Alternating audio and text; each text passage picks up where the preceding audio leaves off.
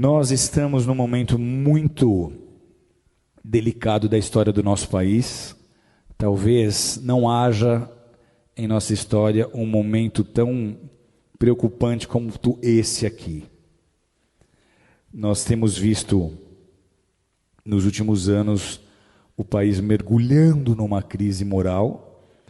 É uma crise financeira, é uma crise política, mas antes de qualquer coisa, ela é uma crise moral. Você que fez o módulo História da Igreja comigo, você já tem mais fundamento e mais discernimento, porque eu te trouxe informações das raízes da maioria dos partidos de esquerda. Eu não consigo entender líderes evangélicos que se dizem marxistas ou socialistas. Por quê?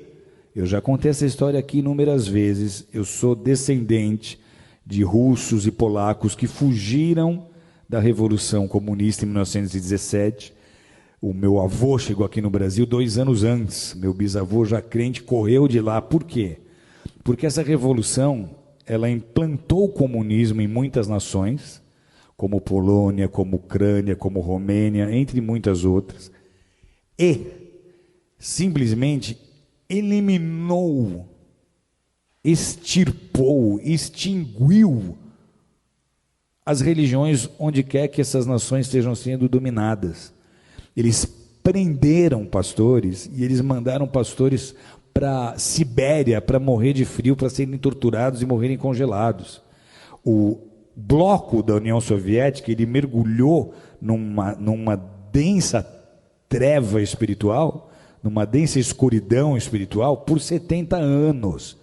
Você chega na Rússia hoje e tenta pregar o evangelho, as pessoas não têm ideia nem de que seja Jesus. E essa filosofia é a filosofia que move todos os partidos de esquerda.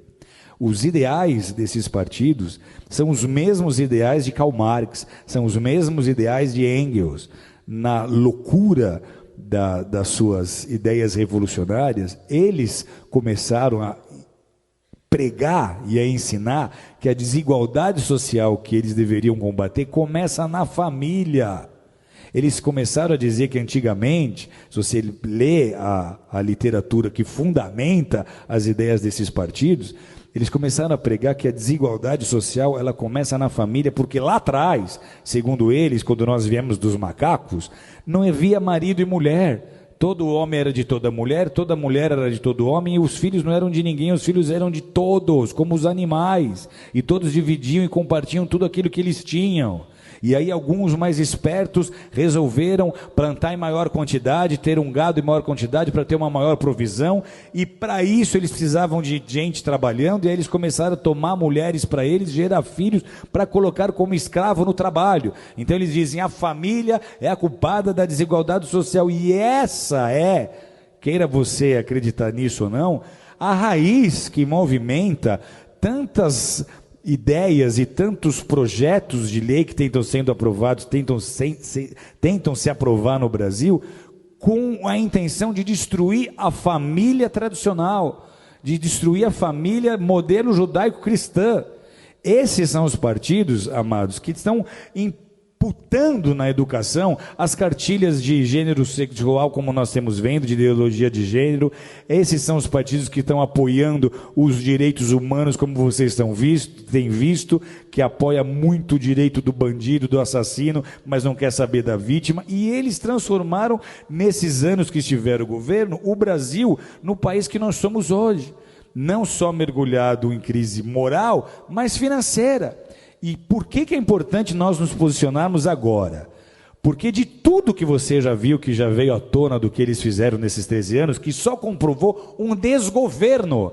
Porque o compromisso desse bloco não é com a nação brasileira. Eles nem usam a bandeira do Brasil, eles usam bandeiras vermelhas. Por quê? Porque lá em 81, o nosso ex-presidente Lula se juntou com Fidel Castro, eles formaram o Foro de São Paulo.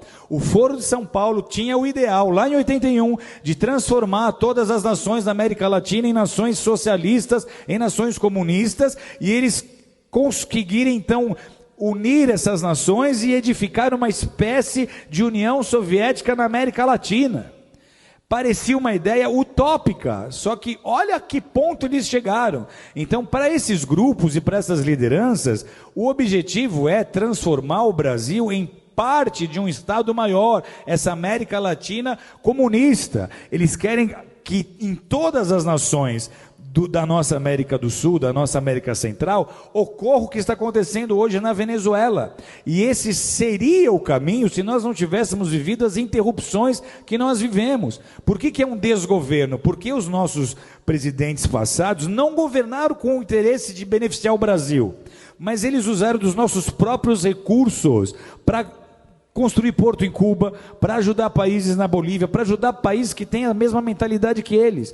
Então, se nós permitirmos que um partido qualquer de esquerda, com essa mente e com esse coração, suba ao poder mais uma vez, o Brasil não vai resistir. Vocês estão entendendo o que eu estou dizendo?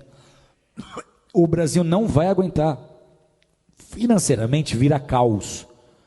Vira caos, porque a economia para estar ativa, ela depende de investimento externo. Os investidores não vão botar dinheiro num país em que eles não têm confiança, ok? Então, se sobe um líder de um partido desses e ele tenta botar um bom ministro da Fazenda para tentar convencer os investidores de que tudo vai dar certo, isso não vai funcionar. Vocês estão entendendo ou não? Então, vira caos. A grande preocupação qual é? Se esse governo agora, essas eleições agora, sobe um partido como esse, a crise que nós estamos vivendo, ela é tão séria que a gente teme de verdade até uma revolução, porque vai ser muito fácil as pessoas do centro, oeste, sul e sudeste não aceitarem esse governo. Vai ser muito fácil nós começarmos a ver manifestações políticas sérias, vai ser muito fácil a população começar a exigir uma intervenção militar. Uma intervenção militar era um assunto nem cogitado em rodas de bar há 2, 3 anos atrás, mas hoje está se tornando um assunto em pauta, porque se nada acontecer, amados, alguém aqui conhece alguém que morou na Venezuela, que veio da Venezuela? A Venezuela, até muito pouco tempo atrás, era um país próspero. Eles têm petróleo. Sabe o que falta hoje na Venezuela? Falta papel higiênico. Sabe o que aconteceu há 4 anos atrás? Eu estou numa sauna, no Vale Nevado, conversando com um venezuelano que tinha ido esquiar. E ele conta, a Venezuela está faltando papel higiênico. Isso há 4, 5 anos atrás. E eu falo, mas como é que começou isso? Ele fala, começou como está acontecendo com o Brasil. Começou trazendo médicos de Cuba. Então, tudo que eles fizeram na Venezuela, eles iam tentar fazer no Brasil. Se nós dermos a oportunidade deles subirem ao governo de novo, não será mais como foi da primeira vez. Você não vai ver o Lulinha Paz e Amor. Você vai ver o Lulinha revolucionário que vai tentar implantar o modelo político que ele acha que é o melhor para o Brasil. Sabe o que acontece com a igreja num cenário como esse? Tem ideia ou não? Primeiro, os nossos valores já estão sendo desprezados. Nós, para eles, somos o ópio do povo. Eles não veem valor naquilo que nós fazemos.